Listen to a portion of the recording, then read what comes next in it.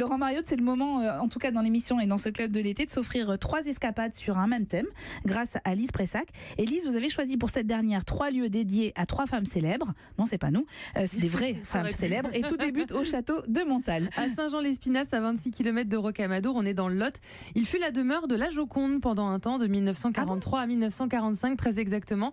Et oui, dès 1938, la guerre menace et l'administration française s'inquiète un peu du sort des œuvres d'art.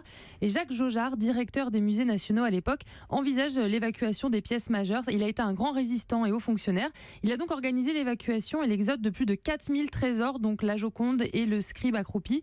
Et il a ainsi sauvé le Louvre du pillage nazi. La Joconde quitte le musée dès le 28 août 1939. Elle est déplacée d'abord à Chambord, ensuite à l'abbaye de Locdieu, puis au musée Ingres de Montauban, avant donc d'élire domicile au château de Montal, c'est dans le Lot, le 13 mars 1943. Un lieu idéal, il y a des vastes allées voûtées en rez-de-chaussée et des risques d'incendie limités, donc c'était bien pour le tableau. À l'époque, on redoutait quand même les bombardements, donc en juillet 1944, le personnel du château de Montal a inscrit musée du Louvre en grandes lettres blanches, vous savez, censé être dissuasif, dans le pré qui jouxtait le château. Le monument ne sera jamais bombardé et le 15 juin 1945, la Joconde a repris le chemin de la capitale. Est-ce que vous avez le temps, Laurent Mariotte, de visiter un peu les musées, Oui, j'adore. C'est vrai que moi je suis amoureux de Paris aussi et donc j'adore le Louvre, j'adore pouvoir prendre du temps, aller voir les expos au Grand Palais, ce genre de choses. J'essaye de prendre le temps pour ça parce que c'est une chance inouïe, on a tout à portée de main à Paris. On est bien d'accord. Alors on part maintenant du côté de Nohant, dans l'Indre. Oui, pour visiter la maison d'Aurore Dupin, alias George Sand, née en 1804. C'était en fait la maison de sa grand-mère où l'écrivaine fut élevée, où elle passait ensuite beaucoup de temps. Une maison de maître avec des dépendances qui a été construite à la fin du XVIIIe siècle. George Sand y partagea des journées studieuses avec ses amis Balzac, Chopin et Flaubert. C'est à Nohant que George Sand a aussi écrit son célèbre roman La Mare au diable, la campagne du Berry qui a d'ailleurs beaucoup inspiré ses nombreuses œuvres.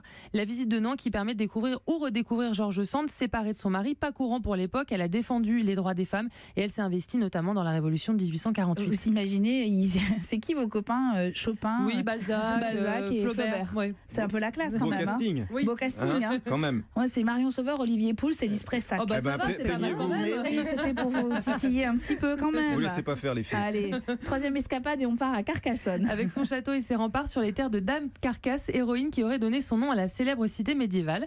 Alors la légende raconte que lorsque Carcassonne était aux mains des Sarrasins et assiégée par Charlemagne, cette princesse, Dame Carcasse, voyant les vivres s'amenuiser, a eu l'idée de nourrir un porc avec du blé et de le jeter par-dessus les remparts.